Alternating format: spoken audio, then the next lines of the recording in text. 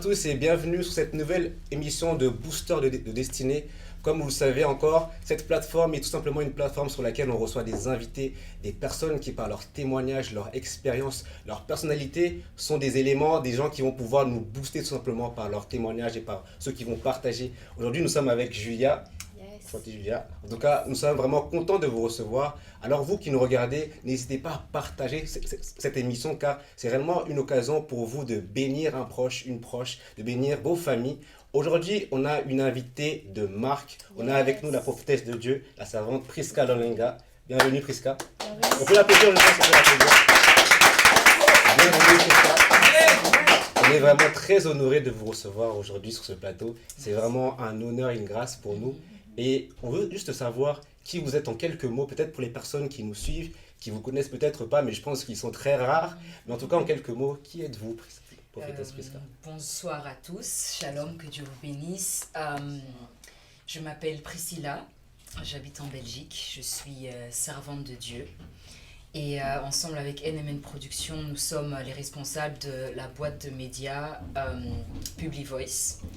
Et en dehors de ça, je suis étudiante à distance et entrepreneuse. J'ai ma propre marque. Ça fait 1 an que c'est là. Et par la grâce de Dieu, j'entre maintenant dans une nouvelle aventure en tant qu'écrivaine. Wow, ok. Amen. Oui, amen, amen. On aimerait du coup, après ce long CV que tu nous as présenté, que tu nous parles un peu de ton début. Qu'est-ce qui était la prophétesse Prisca Lolenga au début, de ta foi, qu'est-ce que tu faisais, enfin, comment est-ce que tu as rencontré le Seigneur tout simplement? Ben, ça, c'est vraiment un long témoignage, sachant que de base, je suis un enfant qui a été consacré déjà dès le sein maternel. Donc, depuis que j'étais dans le ventre de ma mère, il y avait déjà des prophéties qui sortaient de qui j'étais et ce que j'allais faire pour le Seigneur. Et en fonction de ces prophéties-là, ma mère est entrée en prière dès ses 4 ou 5 mois de grossesse jusqu'à la fin. Donc, elle faisait des jeûnes à sec et elle me consacrait vraiment à Dieu. Ensuite, il y a eu cette période où je devais moi-même avoir ma rencontre personnelle avec le Seigneur. Même si tu grandis dans une famille chrétienne et que tu pars tous les dimanches à l'église et que ta mère t'enseigne la parole de Dieu, il arrive un moment où on commence à être influencé par les amis et on suit un peu un mouvement. Alors je dirais que je n'étais pas dans un mouvement terrible, hein, genre boîte de nuit, etc. J'ai pas eu cette vie-là, mais je dirais que quand même... j'écoutais de la musique mondaine, je dansais sur la musique mondaine, j'avais des délires vraiment où tu te dis mais cet enfant est-ce qu'un jour il va servir le Seigneur. Mais ma mère me disait tout le temps, elle me rappelait tout le temps les prophéties qu'on disait sur ma vie, que j'allais servir le Seigneur. Et je me rappelle même des fois je lui disais mais quand est-ce que ça va arriver. Et ce qui est là aussi, en grandissant, le fait que les gens me voyaient... malgré que j'étais jeune, j'avais genre 13-14 ans, j'entendais énormément de paroles négatives sur ce que j'allais être selon ces personnes-là. La réputation qu'on m'avait collée, c'était les femmes claires finissent toujours en tant que prostituées. Et je grandissais en fait avec ça et c'était vraiment une des plus grandes blessures que j'avais dans ma période de puberté. Et ma mère me disait souvent, elle disait, tu vois quand une personne te pointe le doigt, il y a les 3 doigts qui lui reviennent. Donc tout ce qu'ils sont en train de dire sur ta personne, ça revient sur eux, qu'ils le veuillent ou pas. Et je me rappelle même une fois, je revenais de l'école et j'avais croisé une amie. Et donc elle était avec sa mère, donc moi je la salue et tout, ça faisait longtemps que je l'avais pas vue. Et sa mère me dit devant mon amie, elle me dit, toi tu peux pas parler avec ma fille parce que de toute façon tu serais une prostituée. Mais vraiment comme ça. Et c'était vraiment un choc pour moi. Je me dis, j'ai 14 ans, c'est quoi ton problème en fait? Et je me rappelle, j'avais dit à ma maman, j'ai dit, mais cette tantine, je la salue par respect parce que je la vois avec sa fille qui est mon amie. Et à partir de là, en fait, je commençais vraiment à beaucoup me remettre en question, tellement j'étais déjà très mal. Je vivais déjà l'absence de mon père qui était super compliqué pour moi. Et le Seigneur m'a fait grâce de pouvoir rencontrer une servante de Dieu qui commençait à me parler, mais elle me disait des phrases, en fait, j'avais comme l'impression que c'était un marteau qu'on me donnait dans le cœur. Mais c'est vraiment des paroles tellement profondes dans ce qui concernait d'abord ma marche avec le Seigneur, en mode, oui, tu connais Dieu, certes, tu chantes à la chorale, etc. Mais en fait, c'est pas ce que Dieu veut pour toi, en fait. Dieu veut faire plus avec toi. Et donc, je me rappelle ce soir-là, quand je suis rentrée à la maison, j'avais vraiment pleuré. Et seule, j'ai eu à accepter le Seigneur dans ma chambre. Donc, c'est moi-même, j'ai eu à accepter le Seigneur dans ma chambre pour qu'au final... plus les semaines avançaient, je commençais à avoir moi-même des rencontres personnelles avec Dieu et le Saint-Esprit. Mais c'était vraiment le parler en langue, je l'ai eu toute seule dans ma chambre pendant que j'étais en train de prier. J'étais pas encore baptisée par immersion, mais je commençais à parler en langue et je savais pas ce que c'était. Et je me rappelle, j'ai couru vers ma mère, je dis... j'arrête pas de dire c'est quoi, tu vois. Même ma mère, elle comprenait pas, donc elle m'a dit, demain on va aller à l'église, parle plutôt, tu vas voir le pasteur, tu vas lui demander. J'arrive à l'église, j'arrivais même pas à parler parce que pendant tout le culte, j'arrêtais pas de faire donc ça m'a pris pendant 2 jours non-stop. Même quand je te regarde, je parlais en langue. Donc même moi, je comprenais pas ce qui m'arrivait. Pour qu'au final, je commence à faire des recherches parce que sachez qu'à l'époque, j'avais pas d'encadreur, j'avais pas de père spirituel, j'étais pas encadrée. Donc il y a eu beaucoup de bases. J'ai eu à apprendre avec le Saint-Esprit. D'ailleurs, j'ouvre une parenthèse. Ma première fois, je suis tombée sous l'onction. J'avais 11 ans. Et c'était à l'église du prophète Nathan. Et même moi, je me disais, qu'est-ce qui est en train de se passer? Déjà, c'était quelqu'un que je trouvais très bizarre à l'époque. Donc, je me disais, c'est quoi ça, en fait? Et donc, j'avais toutes ces expériences-là seule avec Dieu. Et je me disais, il y a quelque chose avec moi. Et je pouvais regarder quelqu'un comme ça, que ce soit dans les relations que j'avais. Je dis, toi, cette année, tu vas doubler. Et ça arrivait. Et même à la fin de l'année, mes copines commençaient à me trouver bizarre, me disaient, toi, ne parle pas, parce que tout ce que tu dis, et on m'embêtait avec, toi, franchement, t'es une prophétesse. Mais moi, pour eux, c'était, on l'embête, mais pour moi, c'était une confirmation de ce que je savais déjà, qu'on disait sur ma vie. Donc, c'est comme ça, j'ai commencé à perdre des amis, plus je me rapprochais de Dieu, parce qu'ils se disaient, elle a complètement changé. Et, comme on dit, les ténèbres ne peuvent plus cohabiter avec la lumière. Donc, c'était vraiment, j'étais dans un autre monde, j'étais dans un autre délire. Là où eux, ils pouvaient, se comporter mal, traîner dehors, écouter de la musique mondaine, moi, toutes ces choses-là, du jour au lendemain, ça n'allait plus. C'était vraiment, j'avais mis une barrière à toutes ces choses-là. Et donc, j'ai évolué comme ça avec le Seigneur. Sincèrement, c'était pas évident parce que tu rencontres des gens, mais tu ne réalises pas que ces personnes-là sont dans ta vie juste pour une saison, pour t'apporter quelque chose. Et c'était ça aussi le plus difficile parce que je me disais, mais attends, la personne arrive, m'apporte quelque chose et elle part. Du jour au lendemain, tu sais pas qu'est-ce qui se passe. Donc, j'ai dû vraiment à plusieurs reprises me battre toute seule. J'ai eu à rencontrer énormément d'événements aussi, étant très jeune, dans le sens où t'apprends seule. T'as pas vraiment quelqu'un pour te guider. Et heureusement, maintenant, par la grâce de Dieu, on a Internet, on a des enseignements ici et là. Donc, je prenais ici et là, j'écoutais. Et jusqu'à ce que le Seigneur puisse vraiment m'aider, me faire asseoir, afin que je puisse vraiment pouvoir être encadrée et avoir vraiment un suivi. Et c'est ça qui fait en sorte que, voilà, par la grâce de Dieu, je suis la sorte de Dieu que je suis aujourd'hui. Alléluia. Amen. Et là, ce que vous venez de dire, en fait, m'a fait penser à une question qui revient souvent dans le corps de Christ, surtout dans la jeunesse. Beaucoup de personnes se sentent appelées, ils ressentent l'appel de Dieu qui est là. Et même pour beaucoup, ils ont des paroles qu'on leur donne, des hommes de Dieu leur donnent, paroles qu'eux-mêmes ont. Mais au final, avec toute cette information qu'ils ont sur leur appel, ils n'osent pas y aller, comment dire, ils ont du mal à gérer en fait ces informations qu'ils reçoivent d'ici et là. Vous, comment ça s'est passé au-dedans de vous-même en fait, comment dire, à l'extérieur des hommes de Dieu qui sont venus confirmer des paroles que vous avez reçues, mais comment vous êtes dit, bon j'ai reçu ça, maintenant j'y vais. En fait, ça demande, je crois, beaucoup de courage et beaucoup d'assurance parce que beaucoup de personnes sont timides et ils ont peur du regard des autres aussi, qu'est-ce que les autres vont dire. Et moi, bizarrement, j'ai pas beaucoup souffert de ça. Donc, ce qui s'est fait, c'était que, de base, hein, je chante aussi. Donc, ce qui s'est fait, c'était que je commençais par faire des vidéos de chant, je chantais, etc. Donc, YouTube, à l'époque, on met les vidéos. Et avant de chanter, j'exhortais vite fait. Et les gens étaient vraiment bénis parce que j'étais en train de faire là, je crois, j'avais 17, 18 ans, les gens étaient vraiment bénis et tout. Et donc, en fait, je me suis rendu compte que je bénissais les gens. Donc, pour moi, c'était, je vais foncer, je vais continuer. Même les personnes plus âgées commençaient vraiment à dire que, waouh, ce que tu es en train de faire, ça nous touche vraiment beaucoup. Et donc après, je me rappelle, un jour, j'ai eu à faire une vidéo sur la puissance de l'adoration. Et cette vidéo, elle a fait vraiment le tour et les gens m'écrivaient ici et là. Et c'est à partir de cette vidéo, je me rappelle, où j'ai commencé à recevoir des invitations en fait, pour commencer à intervenir dans des cultes de jeunes. Et c'est à partir de là que tout est parti.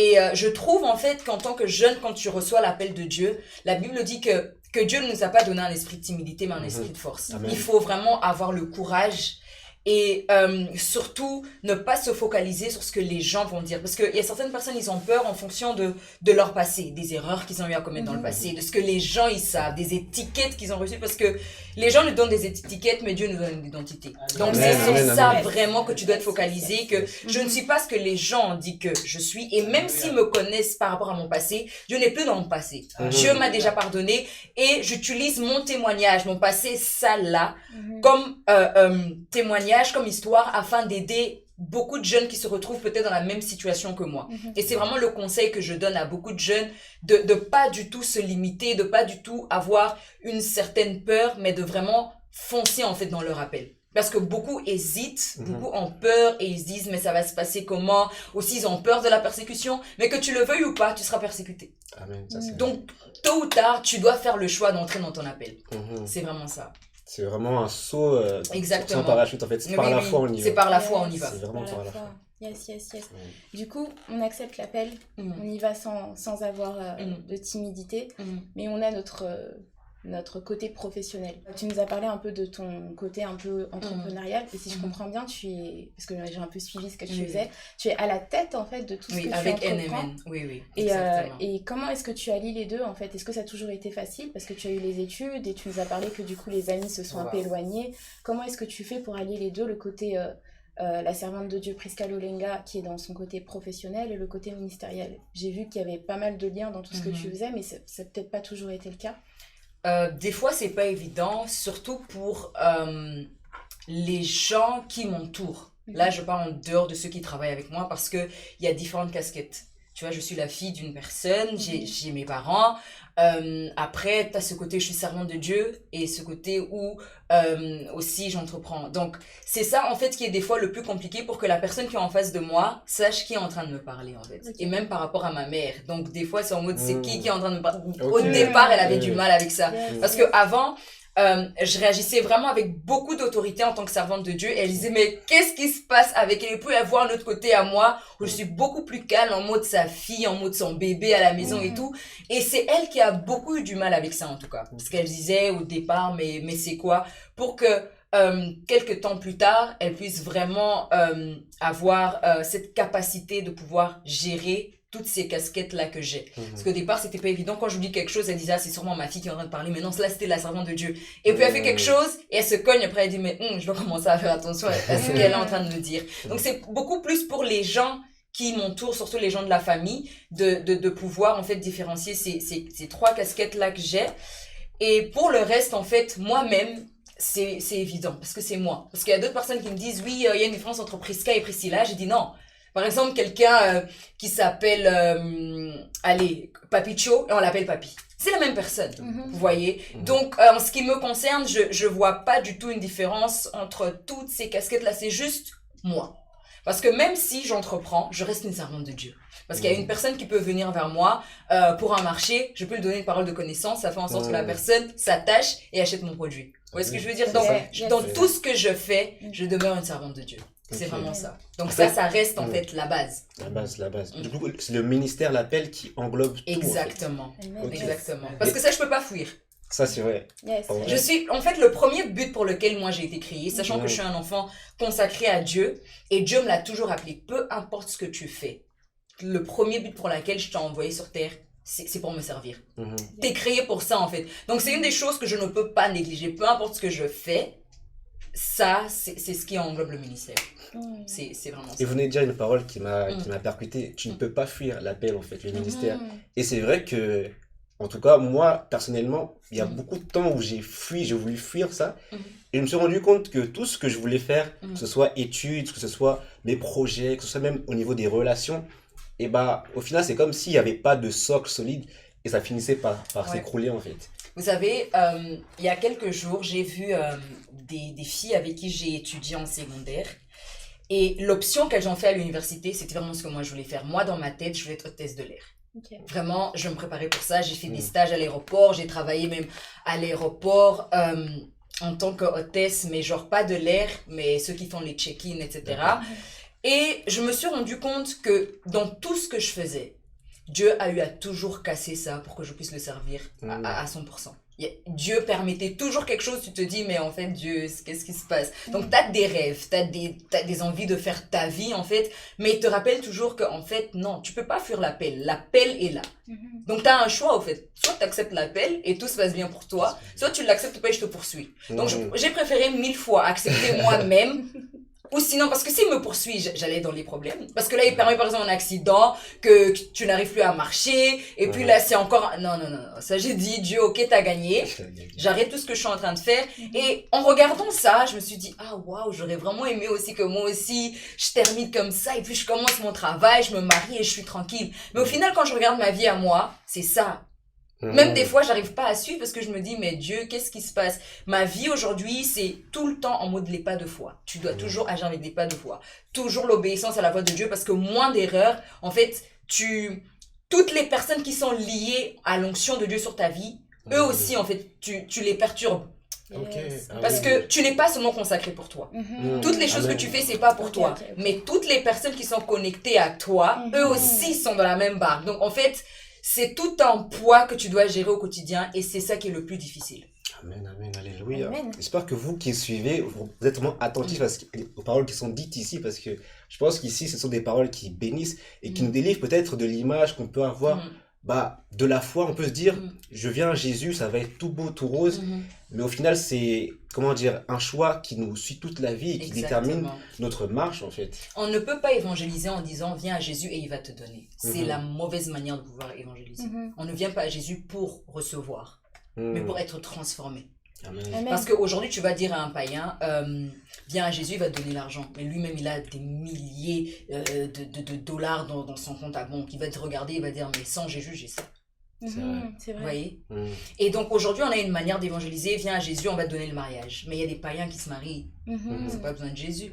Viens à Jésus, il y a toujours et il va te donner et il va faire. C'est une mauvaise manière de pouvoir évangéliser. Il y a beaucoup de gens, ils ont beaucoup de biens, ils ont une famille, etc. Mais ils n'ont pas de paix. Ils sont tout le temps dépressifs. Et ils ont un vide dans leur cœur. Et c'est ce vide-là que seul Jésus peut combler. Donc maintenant, même quand on évangélise aux gens, on doit arrêter de leur faire croire que quand tu viens à Jésus, tu auras ceci, tu auras cela. Parce que beaucoup de gens maintenant, ils ont été captivés par ça. Ils sont venus à Jésus. Et après, ils disent, oui, mais maintenant, j'ai beaucoup de combats depuis que j'ai accepté Jésus. Mais la vérité est qu'on doit te dire que quand tu viens à Jésus, tu auras des combats. Tu seras persécuté. Parce que maintenant, tu n'es plus en fait associé au diable. Tu viens à Jésus, tu deviens enfant de la lumière et il va commencer à te combattre. C'est tout à fait normal que maintenant tu as des combats. Mais maintenant on ne leur prêche pas ça. On leur dit viens à Jésus, tout va aller dans ta vie, le Seigneur va agir. Non, viens à Jésus, tu vas porter ta croix. C'est ça. Que celui qui veut me suivre porte sa croix. C'est ça que la Bible nous dit. Donc aujourd'hui, même notre manière d'évangéliser, on doit dire la vérité aux gens. Viens à Jésus, certes il va combler le vide dans ton cœur, mais tu dois porter ta croix. Il y a beaucoup de désavantages parce que si par exemple tu avais un salaire de 3 000 € par mois, tu acceptes Jésus, il va faire en sorte qu'il commence par te briser. Il arrête ça. Il ferme cette porte-là pour que tu puisses apprendre à dépendre sur lui seul. Et pas sur ton salaire où tu disais, ouais, chaque fin du mois j'ai de l'argent, je suis tranquille. Non, il va commencer à fermer toutes les portes et enlever tous les appuis que tu avais juste pour que tu puisses avoir Dieu comme appui. Et une fois que tu as compris cet enseignement-là, c'est à partir de là qu'il recommence à ouvrir les portes. Amen. Dieu fonctionne comme ça. Alléluia. Il faut bien réfléchir alors avant de suivre l'appel de Dieu. Oui. Parce que ça me fait penser aussi à de nombreux passages dans la Bible, lorsque Dieu se révèle à un serviteur, à un prophète, ou à la personne qui veut choisir pour délivrer son peuple. À chaque fois, c'est par un ange, par une apparition. Et à chaque fois, il y a une parole qui revient, ne crains pas. Comme si lorsque Dieu arrive dans la vie, en fait, on a tout pour avoir peur et finalement reculer. Mais Dieu nous encourage et nous dit, ne crains pas. Donc on va subir tout ça, on va vivre tout ça, mais ne crains pas. Je suis avec toi. Exactement.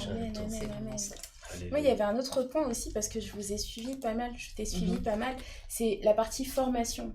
Parce que tu as été appelée, donc du coup, prophétesse, mais tu t'es formée quand même. Je sais que tu fais de la relation d'aide, il y a la partie psychologie aussi que tu as eue. Et comment ça a été? C'est vraiment de toi-même, tu t'es dit, il faut que je fasse ça parce que j'ai besoin d'apporter, parce qu'il me manque un certain apport pour pouvoir aider les gens. Comment ça s'est passé? Premièrement, j'aime beaucoup les enfants. J'aime beaucoup les enfants et je remarquais en fait, d'abord dans les enfants de ma famille, les plus jeunes, ils souffraient beaucoup et au niveau de leurs émotions, au niveau de énormément des choses qu'ils avaient. Mais il faut savoir que dans nos familles africaines, ils interprètent tout comme le diable, c'est Satan. Et je suis un peu la tante chez qui les jeunes, ils viennent beaucoup se confier, raconter des choses, etc. Et en dehors de ça, je voyais que même en dehors de mes nièces et mes neveux, je voyais que les jeunes de l'extérieur venaient beaucoup me parler, ils me disaient mais mes parents ne me comprennent pas, ils voient que c'est l'envoûtement alors que c'est pas l'envoûtement. Et donc au final, je me suis dit je vais aller prendre des cours sur la psychologie des enfants. Et c'est à partir de là que je me suis rendu compte que beaucoup de choses que nous on interprète comme la sorcellerie, ça n'a rien à voir avec la sorcellerie, tu vois. Ça n'a rien à voir. C'est l'enfant lui-même. Chaque enfant est différent. Et il y a beaucoup d'enfants maintenant, lorsqu'ils grandissent, lorsqu'ils sont en train de se développer, il y a énormément de choses qui se passent à l'intérieur d'eux. Et tout ce que j'ai appris, en fait, au niveau de l'école, ça m'a permis, même quand une personne m'approche, je sais voir que ça, c'est un problème spirituel et ça, ce n'est pas un problème spirituel. Ouais, donc, c'est ça qui m'a vraiment beaucoup aidé parce qu'aujourd'hui, directement, quand tu vois quelqu'un qui te dit « Oui, je suis en train de souffrir, j'ai mal au cœur à cause de telle situation », tu vas dire « Oui, c'est le diable qui te combat. » Alors que ça n'a rien à voir avec le diable. C'est la personne elle-même qui, premièrement, souffre peut-être des complexes, souffre du rejet, certaines choses. Et la personne, des fois, a juste besoin d'être écoutée, a juste besoin de vider son cœur. Et puis, tu vois que la personne te dit, ouais, je me sens beaucoup mieux. Et maintenant, en tant que chrétien, une des choses qu'on doit apprendre, c'est à être des oreilles attentives pour les autres. Et on ne l'est pas, en fait. Et les cours que j'ai eu à apprendre m'ont permis, en fait, à pouvoir développer ce côté-là, à mieux comprendre les autres en dehors de tout ce qui est la Bible et toutes ces choses. C'est pour ça que j'encourage même beaucoup de jeunes à ne pas seulement lire la Bible, parce que même si la Bible elle est importante, mais tu dois t'instruire aussi par rapport à beaucoup d'autres choses en fait, tu vois. Et c'était plus en fonction de ça que je me suis dit, je dois également apporter un plus dans la société, non seulement dans le ministère. Et ça m'a permis de rencontrer, par rapport au stage que je faisais, beaucoup d'enfants qui avaient des problèmes au niveau de leur famille, qui ne s'entendaient pas avec leurs parents. Et ça m'a permis de vraiment pouvoir les aider, même s'il y a un peu de parole de connaissance qui joue avec. Mais les cours que j'ai eu à avoir, ça m'a vraiment permis d'aider un maximum de personnes. Et jusqu'à aujourd'hui. Et c'est vraiment un plus pour moi. Et c'est pour ça, même quand je prêche aux jeunes, je dis, même si tu es appelé au ministère, n'oublie pas qu'il y a aussi la société que tu dois impacter. Tu es appelé peut-être à temps plein, amen. Mais maintenant, la Bible dit que nous sommes la lumière du monde. Pas la lumière de l'église. Ceux qui ont besoin de lumière, c'est les gens qui sont dans la société. Et donc, en fait, en dehors de ton appel, il y a quelque chose d'autre que tu sais faire, que Dieu a mis en toi, que tu dois développer. Moi, j'encourage des jeunes à être des avocats, mais serviteurs de Dieu. Travailler dans la médecine, mais t'es serviteur de Dieu. Comme par exemple le prophète Nathan, il est prophète, mais en même temps, il est expert en tout ce qui est média. Il fait des montages, il fait des clips, il est dans tout ce qui est infographie, etc. Mais il est un prophète. Et Dieu nous appelle en fait à être comme ça. Pas seulement dans tout ce qui est rabababa, les gens ils tombent, même si c'est une bonne chose, mais que également on voit que dans ta tête, t'es instruit et tu as un don et un talent que Dieu t'a donné en dehors des dons surnaturels que tu développes pour aider les autres. C'est vraiment ça. Mais parfois, lorsqu'on parle de ces choses-là, il y a certaines personnes chrétiennes qui peuvent avoir du mal à accepter ça en fait. Ils vont voir ça d'un extrême à un autre et du coup, il va y avoir l'image de celui qui a la foi, qui croit que en Dieu, qui lit que la Bible et celui qui va se tourner vers la sagesse du monde, vers les psychologues et les médecins. Mais est-ce qu'il y a un juste milieu en fait? Parce que les gens ont comme du mal vraiment avec cette question-là du fait de pouvoir aller voir d'autres personnes. Ils sont au final habilités à les aider. Je crois que dans la vie, il faut être équilibré, même si on prie. Il faut être équilibré. Il y a beaucoup de gens, par exemple des chrétiens, qui souffrent et qui ne vont pas voir un médecin parce que selon eux, Dieu va les guérir. Ils ne vont pas voir un psychologue parce que selon eux, Dieu va les guérir. Vous savez, j'ai eu, étant plus jeune, à aller parler avec des psys, par exemple, ça les gens ne savent pas, maintenant vous savez, j'ai eu à aller parler avec des psys malgré que je priais parce que c'était nécessaire. C'est pas comme si maintenant, parce que je suis allée voir un psy, que je crois plus en Dieu. C'est comme dire, oui, je vais pas aller voir un médecin ou boire un médicament parce que je crois en Dieu. Je dirais carrément, excusez-moi, c'est débile. Franchement, il y a un problème. Parce que, en fait, on peut pas du tout négliger aussi la sagesse humaine et ce que Dieu a eu à donner à ces médecins-là et à ces experts-là. Tu as besoin de ça. C'est comme dire, oui, non, je souffre de l'appendicite, mais je veux pas me faire opérer et Dieu va me guérir. Et puis ça s'aggrave. Puis tu dis, oh non, Dieu, tu m'as abandonné. Mais attends, tu vois, il faut te soigner. Ton corps, c'est le temple du Saint-Esprit, n'est-ce pas? Maintenant, si tu prends pas soin du corps que le Dieu t'a donné, tu le négliges, tu prends pas des médicaments, tu manges pas sain, tu traites ton corps n'importe comment, sous prétexte que tu pries, tu détruis toi-même le temple du Saint-Esprit. Donc les gens, en fait, ils doivent savoir que c'est pas parce que tu pries que tu ne peux pas aller voir un psy, un médecin, un gynécologue, alors carrément, il faut dire, bon, Dieu descend du ciel, aide-moi à accoucher. Vous voyez ce que je veux dire? Donc en fait, il faut pousser les chrétiens à utiliser leur cerveau. Parce qu'une des choses que j'ai remarqué, que beaucoup de chrétiens entrent dans l'église et en enlèvent leur cerveau. Tout est question de Bible, Dieu. Limite même, ils inventent des doctrines. C'est vrai. Leurs propres convictions, ils font de cela la parole de Dieu. Ils commencent à te juger parce que tu n'es pas comme eux. Ils commencent à te mépriser parce que tu ne suis pas leurs convictions. Alors que je pense que le Saint-Esprit est celui qui nous donne la liberté. Ma consécration personnelle, je ne peux pas te l'imposer.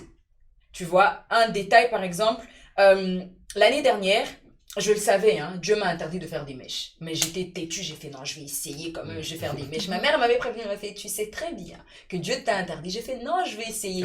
Je suis allée le faire, une grande partie de mes cheveux se sont enlevés comme ça sans que je les coupe.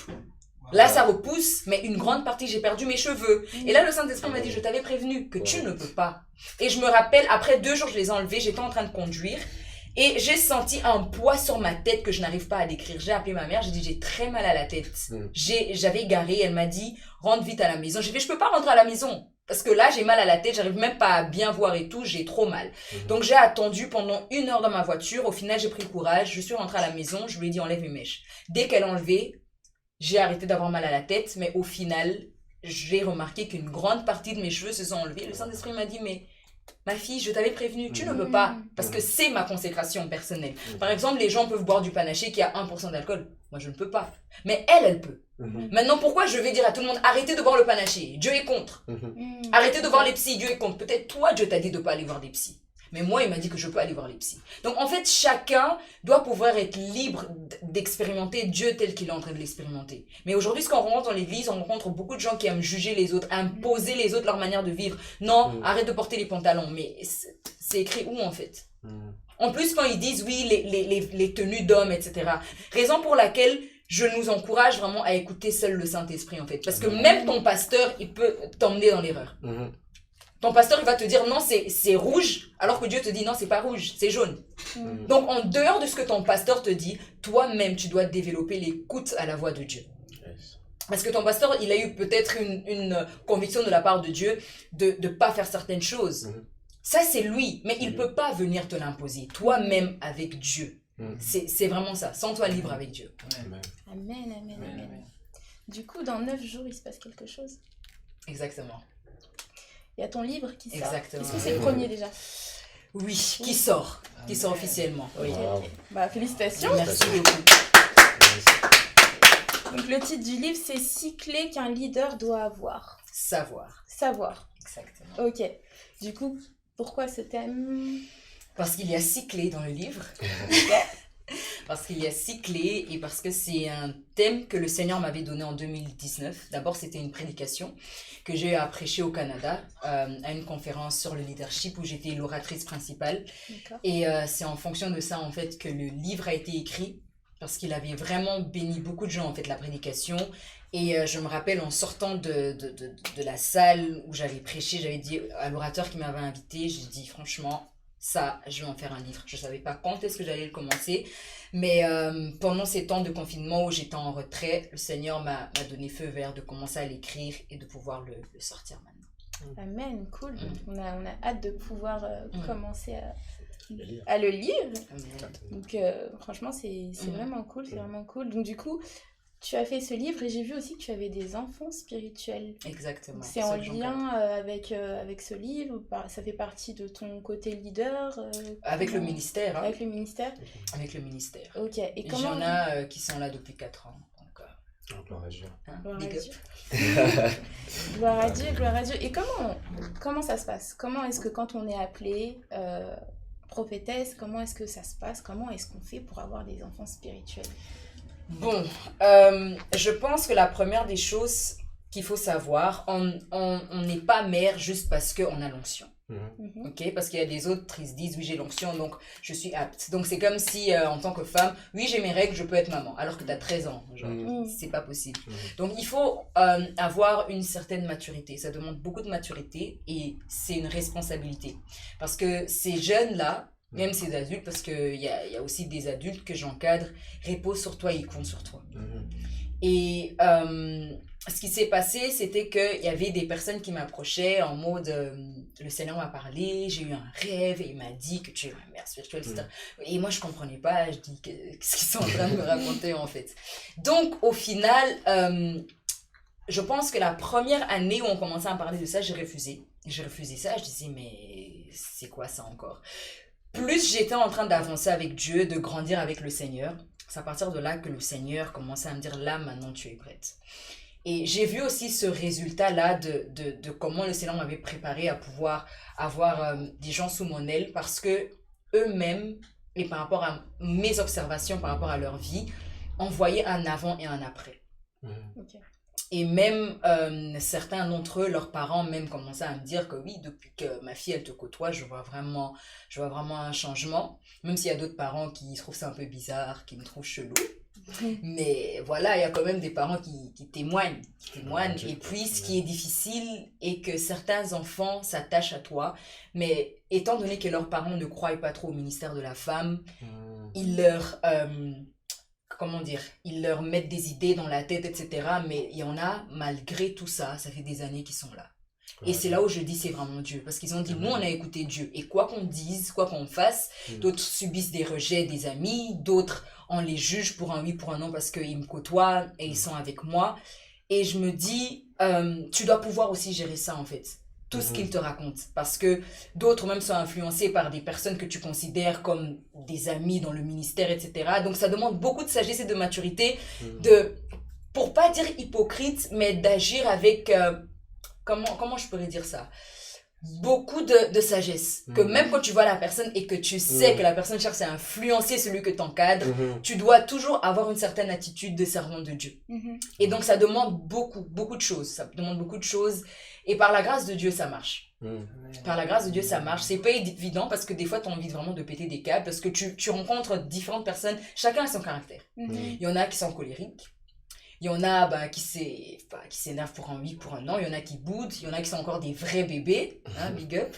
Et il y en a, franchement, je vous dis, c'est un bonheur. Parce que quand tu vois la manière dont ces personnes-là sont prêtes à tout, juste parce qu'ils ont écouté la voix de Dieu et ils sont là avec toi. Ils m'ont vu pleurer, ils m'ont vu vouloir lâcher prise.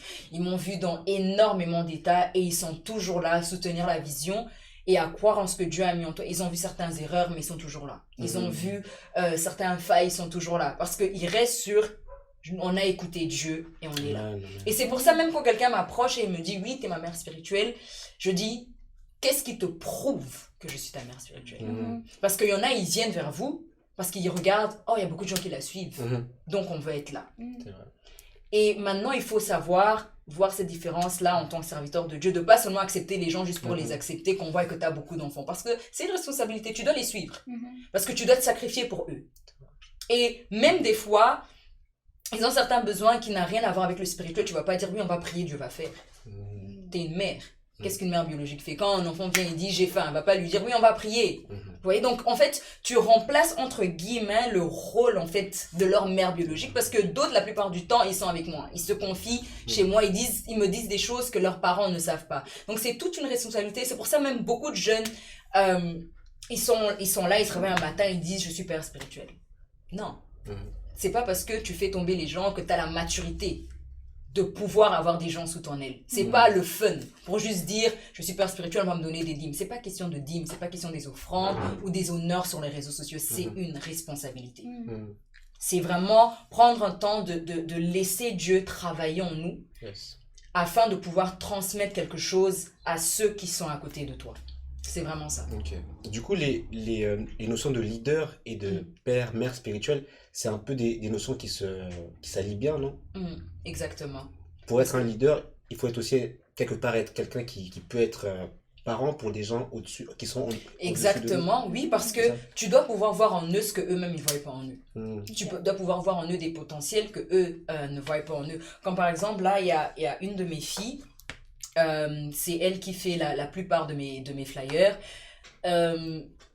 Elle était venue vers moi, elle m'a juste fait un flyer, j'ai fait waouh, mais t'as du talent. Elle avait juste fait juste comme ça, hein. Et puis je lui ai dit, mais tu dois continuer dans ça. Comme c'est elle qui a aussi fait toute la mise en page de mon livre. Et c'est la première fois pour elle, mais elle l'a très bien fait. Donc en fait, tu dois voir en eux ce que eux-mêmes ne voient pas. Et en fonction de ça, de tout ce que je lui demandais de faire, je lui disais, ah, il y a tel pasteur qui a aimé le flyer que tu as fait pour moi, il veut aussi un flyer. Et elle fait un flyer pour lui. Donc, ça a commencé à aller petit à petit comme ça pour qu'au final, elle a ouvert son entreprise et elle, genre, elle m'a envoyé sa première dîme de son entreprise. Ça a vraiment marché. J'ai dit, gloire à Dieu. Tu vois. Et moi, je dis, je ne dois pas seulement leur communiquer tout ce qui est spirituel, mais aussi en dehors de tout ce qui est le ministère, des dons et des potentiels que Dieu a mis en eux, leur influencer en fait à faire quelque chose avec ça. Et parmi tous ceux que j'encadre, chacun a un talent. Comme par exemple, Galia, elle est en tout ce qui est photographie, c'est une des meilleures. En France, je pense pas qu'il y a quelqu'un mieux qu'elle. Je le dis avec beaucoup de fierté, parce que c'est ma fille et c'est vrai. Alors que quand je l'ai rencontrée, c'était quelqu'un de très timide, elle parlait presque pas. Mais aujourd'hui, elle est quelqu'un qui s'ouvre et qui est vraiment en train d'évoluer dans ce qu'elle est en train de faire. Je me rappelle une fois, elle est venue me voir à la maison, elle me racontait, oui, en fait, financièrement, il y a des galères, il y a ceci, cela. J'ai fait, bon, qu'est-ce que tu as entre tes mains? Elle m'a dit, mon appareil photo. J'ai fait, voilà. Tu vas commencer à contacter des hommes de Dieu qui manquent des personnes pour filmer dans leur culte. Tu vas pas leur demander un grand prix, juste 50 €. Tu filmes tout leur culte, tu fais le montage. Sur place, elle a contacté un homme de Dieu. Elle a eu directement le marché et bam, c'est parti. Vous voyez, donc en tant que parent, tu dois pouvoir pousser tes enfants à eux-mêmes travailler. En dehors de oh, rabababa. Non, tu pries, mais tu poses des actions, tu travailles. Amen. Mais aujourd'hui, on motive des gens à les garder dans l'église, à les consacrer pasteurs alors qu'ils ne sont pas encore prêts pour être pasteurs, à leur dire arrête tes études, travaille dans l'église parce que toi-même tu vois ton intérêt. Tu dis tu travailles dans mon ministère. Alors que non, l'enfant aussi a besoin d'évoluer. Dieu a mis aussi quelque chose dans la personne en dehors de la vision en fait de ton ministère. Parce qu'aujourd'hui, maintenant, elle ne travaille pas seulement dans la vision que Dieu m'a donnée. Il y a des gens de l'extérieur qui la réclament afin d'aller prendre des photos, etc. Donc c'est vraiment ça en fait. Vous avez boosté en fait. Exactement, et c'est tout ce que je fais, juste les booster. Le ministère a besoin d'argent. Amen, c'est vrai. C'est vrai. On est bien d'accord. L'évangélisation, elle n'est pas gratuite. L'évangile est gratuite, mais l'évangélisation, elle est payante. Maintenant, si vous avez des gens tout autour de vous qui ont des dons, des talents, qui peuvent vous rapporter de l'argent, il faut les booster. Parce que vous savez que vous le vouliez ou pas, l'argent va revenir dans le ministère et en fonction de ça, on peut organiser des conférences, on peut faire des grandes choses. Parce qu'aujourd'hui, les gens voient les conférences que je fais, même s'il y a des gens sur les réseaux qui nous soutiennent, mais la plupart des choses que je fais, ce sont mes enfants qui s'aiment. Afin que vous puissiez voir tout le travail que nous sommes en train de faire. C'est vraiment ça. Et du coup, pour rester encore sur cette notion de père spirituel, mère spirituelle, est-ce qu'il faut juste que ce soit le parent, du coup le père, la mère, et pour vous en l'occurrence la mère spirituelle, qui soit une bonne mère, ou il faut aussi un retour en fait avec le fils ou la fille en fait? Parce que voilà, beaucoup veulent devenir père, parent spirituel, mais il y a aussi ce rapport à avoir et avoir un fils, avoir des fils qui sont aussi loyaux, qui peuvent avoir un retour en fait bénéfique pour pas que vous semez d'énergie à perte en fait. Est-ce que vous avez connu ça? Le manque de loyauté, bien sûr, comme tout le monde, mais une des choses que le Seigneur m'a appris, c'est de vraiment pardonner. Au départ, j'avais vraiment du mal avec ça. Moi, je disais, je te boycotte, tu pars. Tu vois. Mais avec le temps, comme on dit, on grandit avec Dieu. Hein, et le Seigneur m'a permis, en fait, de pouvoir pardonner et de passer au-dessus. C'est comme ma mère biologique, j'ai eu à faire des erreurs, mais elle ne m'a pas rejetée. Ça reste ma maman.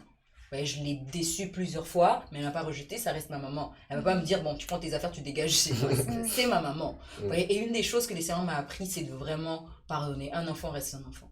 L'enfant va te décevoir, l'enfant va faire des erreurs. Eux tous sont là, personne n'est parfait, moi je ne suis pas parfaite, et je me dis, si Dieu a cette patience-là avec moi, je dois aussi avoir cette patience-là avec eux. Donc, on a des moments où c'est vraiment très difficile, où il m'énerve vraiment, je dis, mais toi là, si je pouvais te taper, je te tape. Mais tu n'as pas le choix, tu pardonnes et on apprend avec Dieu. Hein. On apprend vraiment avec Dieu, ça demande beaucoup de patience. Et Dieu nous forme en fait à travers les enfants. Dieu m'a beaucoup formé. Parce que je dis toujours que Dieu n'est pas un Dieu de théorie, Dieu est un Dieu de pratique. Et quand on prie pour les fruits de l'esprit, il met dans notre entourage beaucoup de personnes qui ont un caractère, qui est en lien avec ce que tu as demandé. Tu demandes la maîtrise de soi, il va mettre à tes côtés des personnes, vraiment tu te dis non Dieu maintenant la maîtrise de soi. Qui t'énervent vraiment, ils font des choses, tu te dis mais je t'ai dit d'arrêter de faire ça. Et la personne refait la même chose, redit la même chose, les mêmes bêtises et tu dois pouvoir passer au-dessus. Et ne rien dire et juste dire bon c'est pas grave et avec le temps je commence à m'habituer et c'est un plaisir de dire que waouh ce sont mes enfants et je vois comment les mêmes erreurs qu'ils pouvaient faire autrefois ils les refait plus petit à petit ils sont en train de grandir. C'est comme aujourd'hui je suis appelée mère biologique. Mon enfant d'1 an, il va par exemple refaire les mêmes bêtises, tout le temps abîmer ses vêtements. Je dois avoir de la patience par rapport à ça. Je reste la maman, je vais devoir relaver, devoir nettoyer. C'est vraiment ça en fait. Pour moi, c'est un stage à être mère biologique. Et j'aime ça.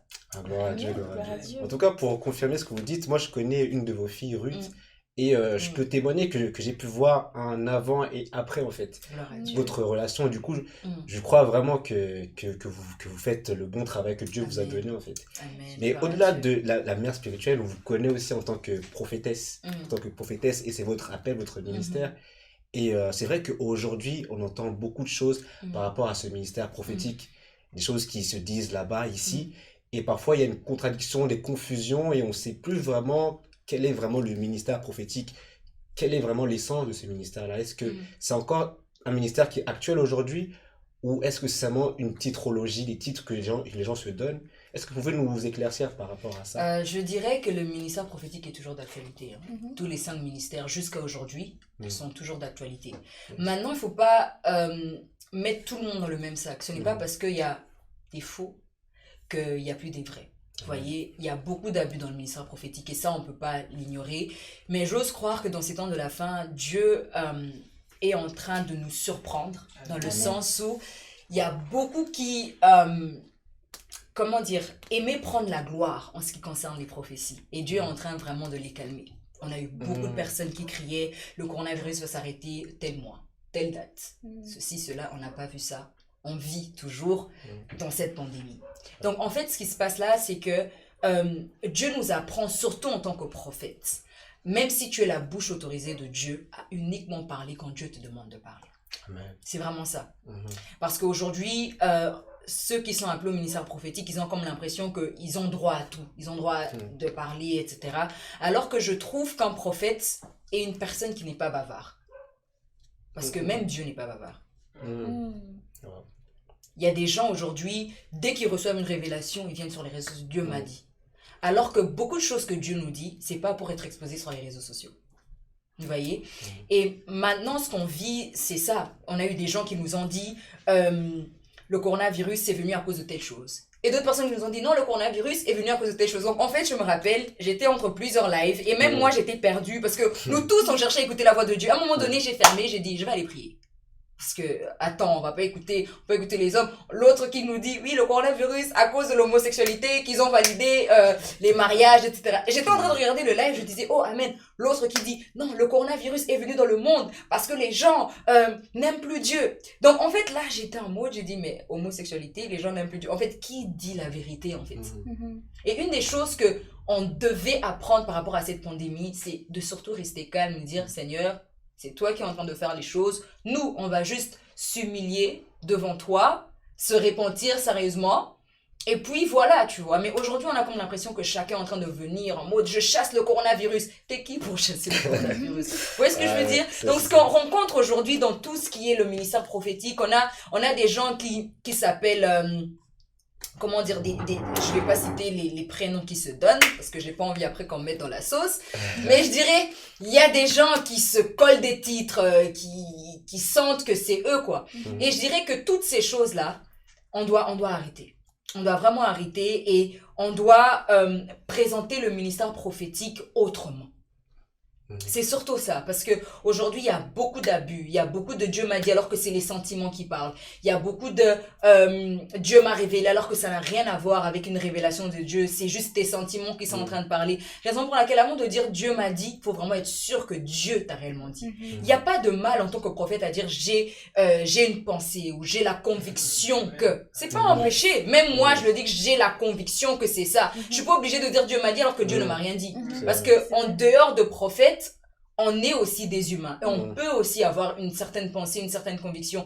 Donc, si on doit redéfinir les choses, je dirais que ce que les prophètes, surtout, je parle vraiment de ma génération, j'enlève vraiment la génération de nos aînés parce que c'est quand même des aînés dans le ministère. En ce qui concerne ma génération, je dirais que les jeunes appelés au ministère prophétique doivent apprendre à se taire. Vous savez, il y a une certaine puissance que Dieu augmente dans notre bouche lorsqu'on développe la capacité à pouvoir se taire. Mais c'est vraiment quelque chose de... Peut-être les gens, ils négligent le silence et le calme, mais si tu es quelqu'un qui arrive à développer ces temps de calme, hors le bruit, hors la foule, etc., tu vas facilement pouvoir réellement écouter Dieu.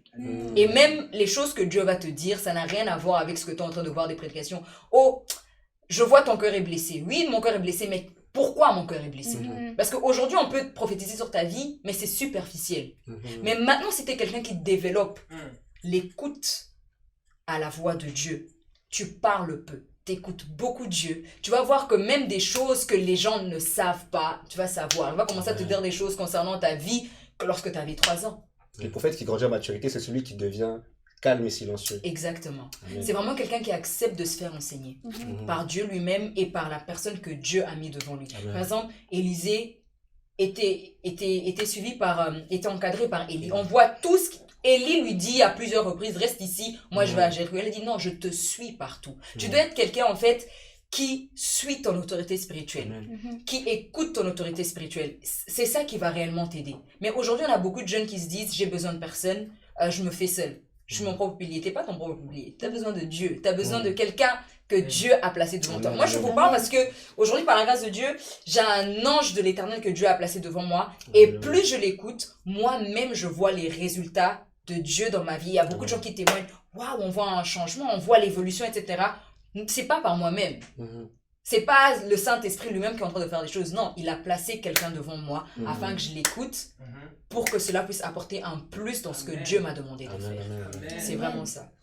Et tout à l'heure, vous avez parlé de silence.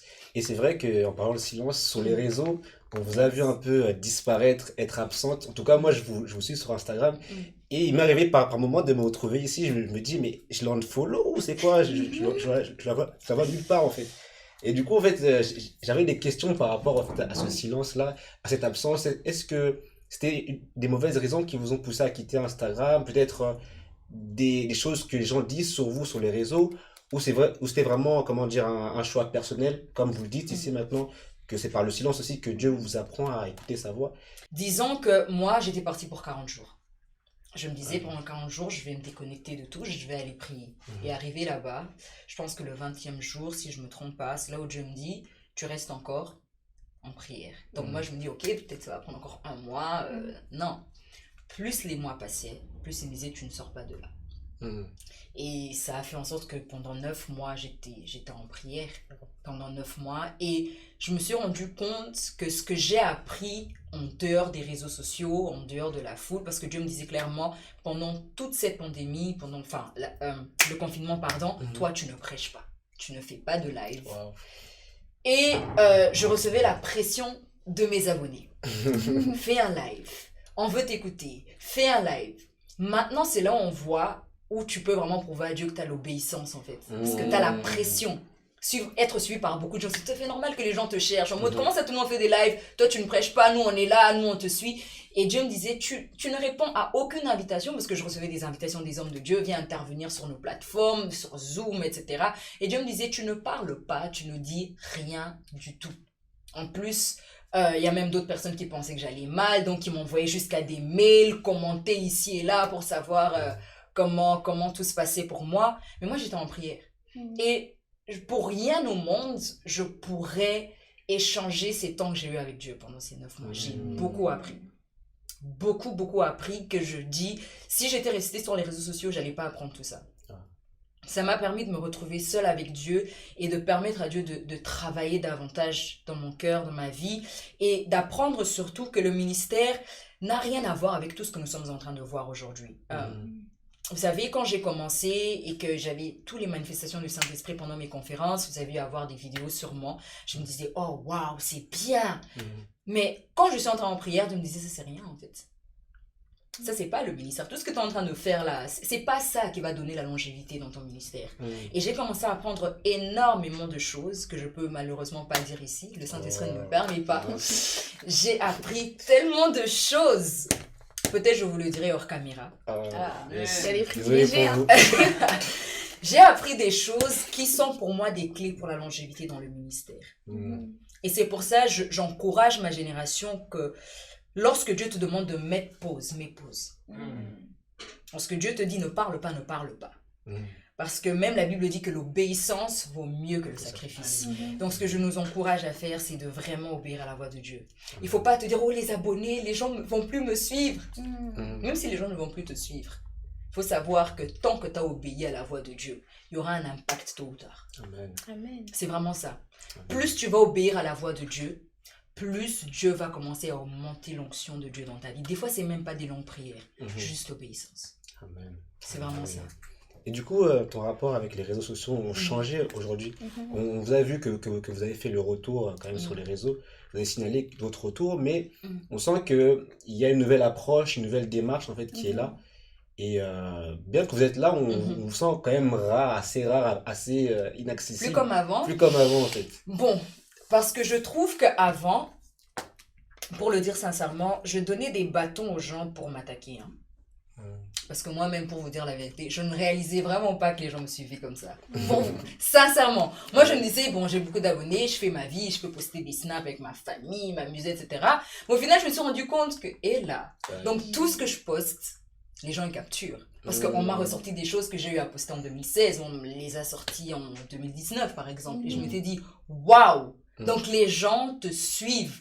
Donc c'est ça qui a fait en sorte que je me dise, même si on sert Dieu, je ne peux plus en fait, à l'heure actuelle, me dire non, les gens doivent me comprendre, je suis humaine. Non, les gens me suivent, les gens me prennent comme modèle.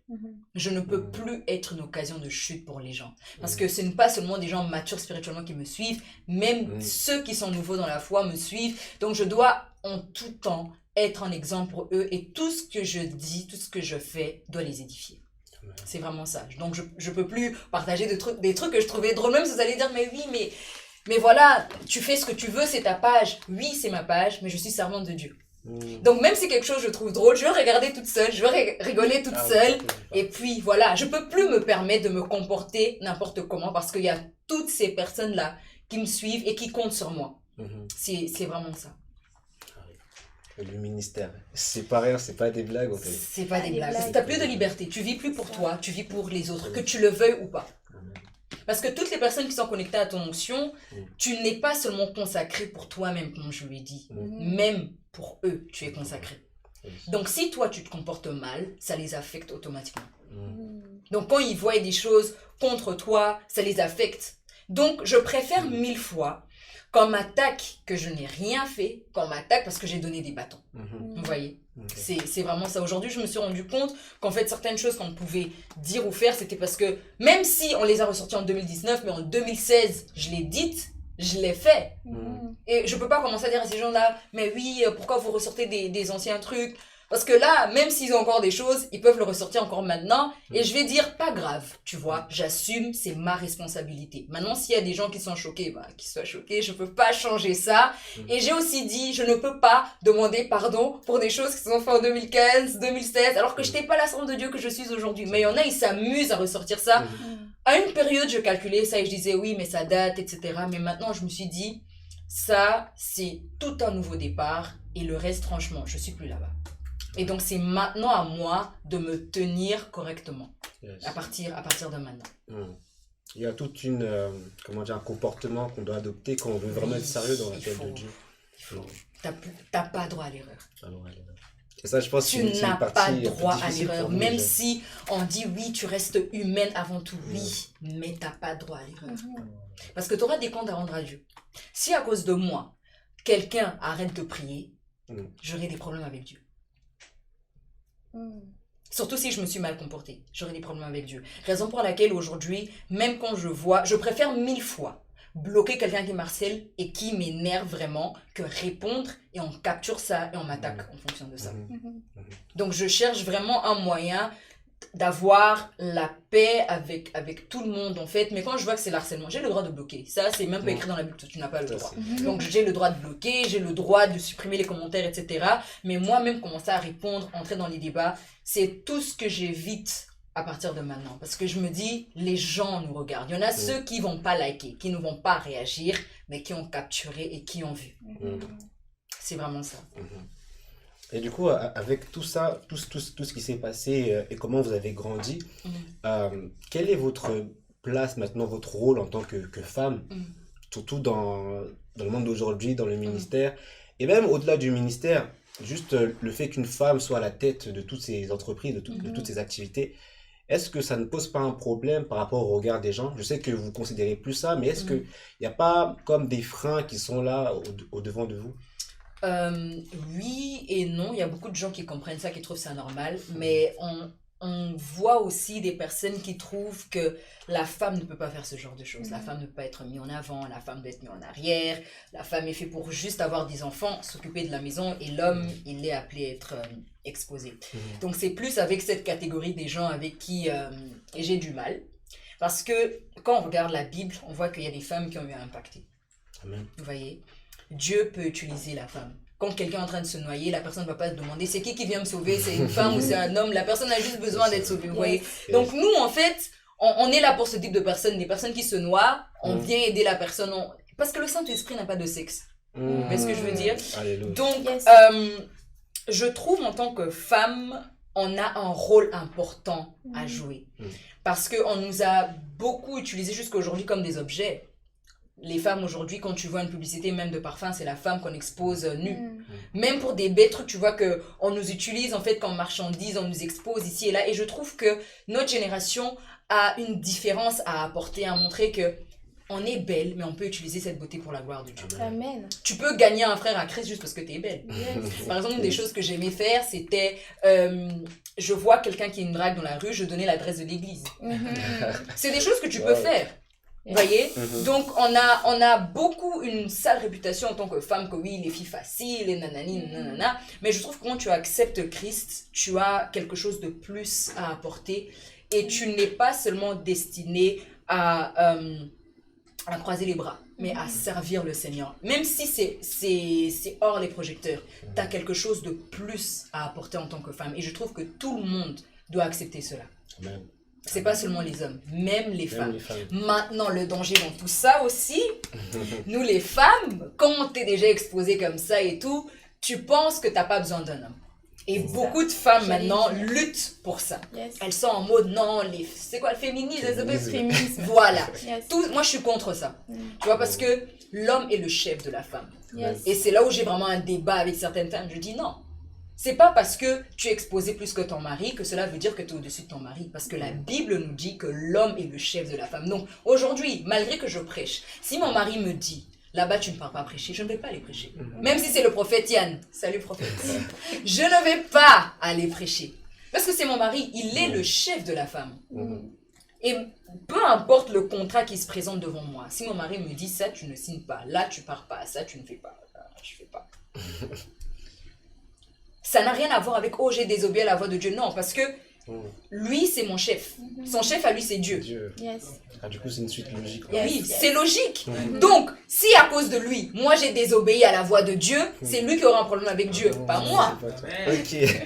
Là, on comprend mieux un peu parce que parfois, les gens, elles comprennent pas, elles se disent « Non, comment ça, c'est mon chef ?» En fait, là... L'homme est le chef. Comme tu es là, tu es le chef de ta femme. Elle est obligée de t'écouter, même si elle a la renommée de Beyoncé, de je ne sais pas qui, elle est au-dessus de toi. C'est pas pour que tu l'écrases, non, du tout, mais c'est comme ça.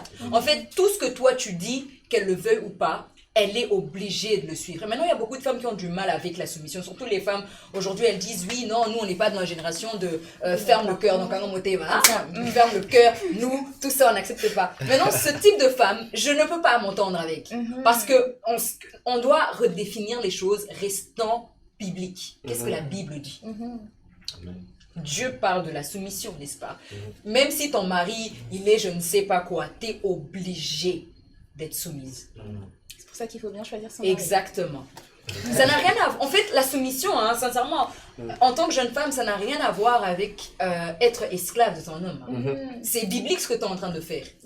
Et donc, elles disent tout le temps, oui, non, il y a des conditions avant que je sois soumise. Non, tu dois juste être soumise. C'est ça. Il n'y a aucune condition, tu dois juste être soumise. Ton mari est ton chef, point barre. La raison pour laquelle, avant de me marier, il y a tout un truc que je dois regarder, c'est quel type d'homme.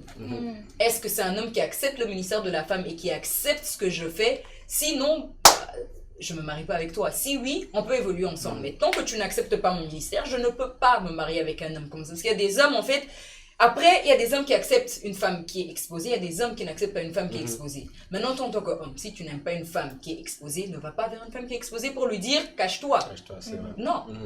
Soit tu vas directement vers une femme qui est discrète, vous mariez, soit tu acceptes le ministère de la femme et tu vas vers une femme qui est appelée à servir le Seigneur.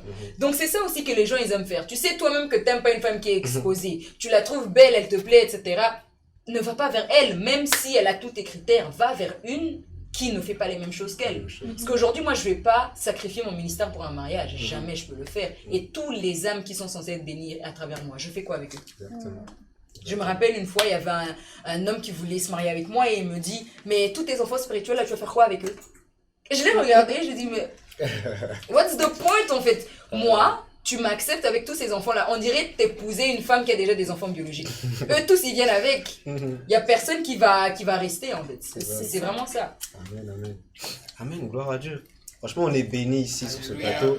Avec tout ce qui s'est dit ici, moi en tout cas je sais que je vais rentrer et je vais être béni, je vais ressasser toutes les paroles qui ont été partagées. Et on arrive presque à la fin, mais avant de conclure, j'aimerais vraiment que tu puisses nous partager peut-être 2-3 anecdotes, histoires que vous avez vécues, peut-être des choses qui vous ont marqué et que vous pensez peut-être qu'il va bénir des personnes ici, que ce soit dans le ministère ou même à l'extérieur, dans le cadre familial peut-être, des choses qui vous ont marqué. Juste pour qu'on ait un peu une idée de ce qui vous a bâti. Des choses positivement, hein. Positivement toujours. Il y en a beaucoup, il y en a vraiment beaucoup. La première des choses, c'était en Haïti, en 2019. J'avais été invitée pour une conférence pendant 4 jours, je crois. Et à la veille de prière, on m'a donné le drapeau d'Haïti, de déclarer les paroles sur Haïti, etc. Je l'ai fait et tout. Et dès que j'ai arrêté, il a commencé à pleuvoir. Et je comprenais pas pourquoi tout le monde commençait à crier. Et il me disait, mais pourquoi tout le monde crie? Enfin, il pleut juste. Et le pasteur qui m'a invité, il m'a dit, il a fait des mois sans pleuvoir. Donc ça, c'était quelque chose qui m'avait vraiment marqué. Et maintenant, demandez-moi quoi? Il a uniquement plu dans le quartier où il y avait la conférence. Je me rappelle, j'avais mis des snaps de comment je snappais. J'ai dit uniquement, il y a eu uniquement la pluie dans le quartier de la conférence. À l'extérieur, on arrive à l'hôtel, donc on était à 30 minutes avec la salle de la conférence. On arrive là-bas, on a dit la pluie. Ils nous ont dit non, il n'a pas plu. J'ai fait mais oh, il a plu là-bas. J'ai montré la vidéo, ils m'ont dit mais non, ici il n'a pas plu. Donc c'était vraiment quelque chose de waouh que le Seigneur a eu à faire. Et jusqu'à aujourd'hui, le pasteur Joseph, qui est le visionnaire de l'église là-bas en Haïti, il me dit toutes les paroles que vous avez eu à déclarer, on est en train de les vivre mois après mois. Donc c'est quelque chose de positif qui m'a marqué dans le sens où le Haïti, c'est un pays reconnu avec le voodoo. Il y a vraiment des choses bizarres qui arrivent là-bas, qui se passent là-bas. Je me rappelle, le premier jour où on est arrivé, on a eu droit à 1 heure de cérémonie de voodoo. Toute la rue a été bloquée. Il y avait des femmes qui faisaient des choses mystiques. Même devant l'hôtel, on entendait, on voyait comment ils étaient en train de faire leur cérémonie. Et le fait de voir à quel point, petit à petit, Dieu est en train de transformer cette nation et de m'utiliser, par la grâce de Dieu, également en tant que porteur de réveil, je me dis waouh. Je me dis que tout est possible à celui qui croit. C'est vraiment ça. Et c'est une des premières des choses. Et ensuite, la deuxième des choses, waouh, il y en a beaucoup. La deuxième des choses, c'est pendant une mission à Kinshasa. c'était... je donnais ma conférence dans une salle. Et il faut savoir que dans la rue, en face, il y avait énormément de bars. Salons de coiffure, tout ce que vous voulez. Et pendant que j'étais en train de prêcher et tout, je commençais à voir des gens entrer dans la salle, mais je me disais, c'est des gens bizarres en fait. Pour qu'au final, à la fin de la conférence, ces gens viennent vers moi pour dire, on était au bar, on a senti la présence de Dieu. Wow. Ça nous a poussé à entrer dans... Je me rappelle, j'avais posté même une vidéo d'un monsieur qui voulait absolument témoigner. Il disait en lingala, j'étais dans le bar en train de boire ma bière et ensuite j'ai senti vraiment la puissance de Dieu me saisir. J'ai dit non, je dois entrer dans cette salle. Donc c'était nombreux comme ça. Même un monsieur, je me rappelle, il disait, j'étais en train de conduire ma voiture et j'ai senti quelque chose se dégager à travers de la salle. Et je me suis arrêtée, j'ai dit je vais entrer. Et donc c'est des petites choses comme ça que Dieu a eu à faire. Et je me dis, une des choses que ma génération doit comprendre est que lorsqu'il y a eu le baptême de feu dans Acte 1, Pierre n'est pas sorti dehors pour dire « Regardez ce qui s'est passé à l'intérieur ». C'est les gens de l'extérieur qui ont remarqué, qui sont venus. Amen. Vous savez, avec Dieu, ça sert à rien de faire du bruit. Soit tu es son serviteur, soit tu ne l'es pas. Et quand tu es son serviteur, il va l'approuver lui-même. Amen. Une des choses que l'on doit comprendre, c'est d'arrêter de faire de bruit, de crier de « je suis ». Parce que quand tu transportes réellement l'atmosphère de Dieu, quand tu arrives à un endroit, on sent quelque chose. Amen. Il y a d'office un changement. Yes. Amen. C'est vraiment ça. Gloire à Dieu. Amen. Merci vraiment pour ces pépites, ces perles, ces trésors en fait. Yes. Parce que je pense que les témoignages comme ça, c'est pas les pourcents qu'on les donne, mais vraiment des gens qui les considèrent. Je crois qu'ici, on considère ces témoignages-là. Amen. Et j'aimerais que vous puissiez prier pour nous, prier pour les personnes qui nous suivent. Peut-être relâcher les paroles que vous avez, que vous recevez pour ce ministère Camp de Grâce, mais également pour les personnes qui nous suivent. Amen. Si vous voulez bien. Amen. On va incliner nos têtes. Père, par le nom de Jésus, je déclare que Camp de Grâce est béni. Seigneur, ça s'appelle Camp de Grâce, là où la grâce de Dieu coule. Amen. La grâce de Dieu coule encore dans ce lieu et que les gens expérimentent Dieu par le nom de Jésus. Amen. Alléluia. Amen. Amen. Merci prophétesse. Amen. On est vraiment bénis. Et je pense que ces paroles-là ne sont pas des paroles qui vont tomber à terre, mais qui vont prendre leur effet. On le croit, je le crois. Et vous qui avez suivi, croyez-le pour votre vie, croyez-le pour vous. Prenez ces paroles-là comme des paroles qui sont adressées directement à vous. Alors, avant de conclure, j'aimerais que vous puissiez nous donner vos actualités sur les semaines et les mois à venir. Quels sont les rendez-vous qu'on ne doit pas manquer avec la prophétesse? Alors actuellement, avec cette pandémie, tout est mis en stand-by. On avait eu normalement la retraite qui devait avoir lieu ce vendredi, mais tout a été repoussé pour une date ultérieure. Mais en ce qui concerne le ministère, le siège du ministère est maintenant à Paris, à la Courneuve. Wow. Donc toutes les personnes qui aimeraient avoir un entretien avec moi, ça se passe à la Courneuve au bureau, là où il y a également Publivoice, donc la boîte de multimédia. Donc c'est là où on travaille maintenant. Donc toutes les personnes qui veulent un montage, des shootings, enregistrer, répéter, vous pouvez juste m'envoyer un mail priscalolenga.ministries@gmail.com et que le Seigneur vous bénisse. Amen, amen. Merci beaucoup, prophétesse. Merci. C'était l'émission Booster de Destinée et je pense que vous avez été tous bénis par cette émission et je vous invite réellement à partager cela, à le revisionner vous-même parce qu'il y a des pépites qui ont été dites durant tout le long de l'émission. Donc ne manquez surtout rien parce qu'ici ce sont des perles qui ont été dispensées. Donc nous, c'est le Camp de Grâce. Et vous pouvez nous suivre sur nos différents réseaux, Facebook, YouTube, Instagram, sur les pages campdegrâce.com. Il y a aussi le site campdegrâce.com, mais sur les réseaux, il y a Camp de Grâce et Yann Caris, la page de notre prophète, le père de la maison. Donc restez connectés et on se retrouve à très bientôt. À bientôt. À bientôt.